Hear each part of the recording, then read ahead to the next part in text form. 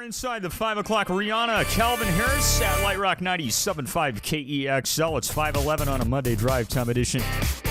Michael J. chance to win free Jimmy John's just minutes away.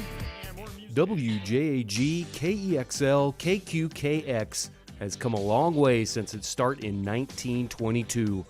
Multiple awards for audio production and news coverage has set them apart from other media outlets in the area. Being involved with the community in projects like Coats for Kids, pajama drives, and fixings in the field have propelled the station to its level of success. But it's the employees that really keep the listeners engaged and keep WJAG in the hearts of the community. It all starts up front with Marcine Pierce, Denise Rakowski, and Leanne Silichek. They bring peace to a chaotic change of daily events. Jeffrey Steffen, Billy Wolf, and Abe Shaner are the morning voices you hear every day, and you might be surprised at how they got started in the business. I actually tripped onto it. It was done by an accident. I kind of discovered radio by accident. Afternoon drive time hosts Dave Williams and Michael Nissen, on the other hand, had no doubt. Oh man, when I was a kid, I just loved listening to the radio, playing music. I had all kinds of 45s and cassettes, and I just loved playing them. And I would actually record segments off the radio station from my hometown station back in New York. And it was just something that always had, I just had this little, flame that sounds like that'd be a whole lot of fun and maybe something I'd like to do. And it kind of led that way. I think music.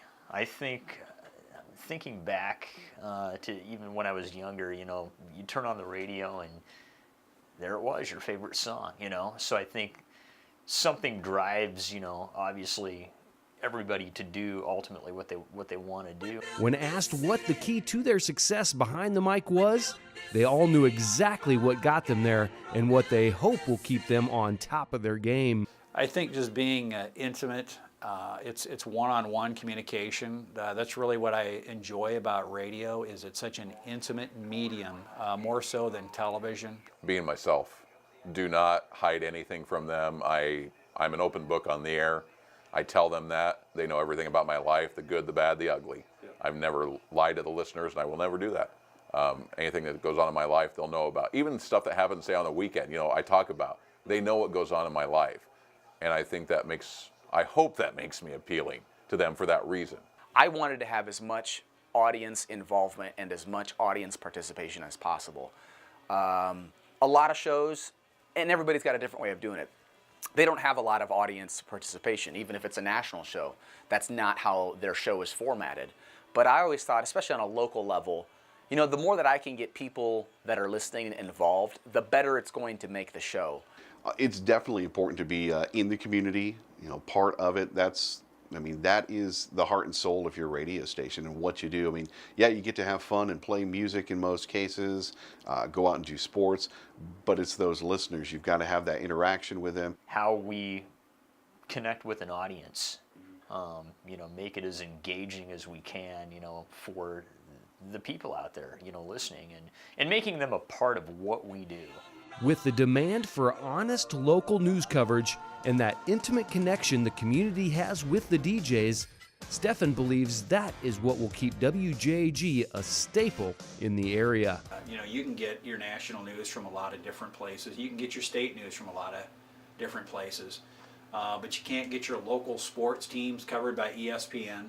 You can't get your local news covered by CNN or Fox News. The local people that we employ here have to go out and do that.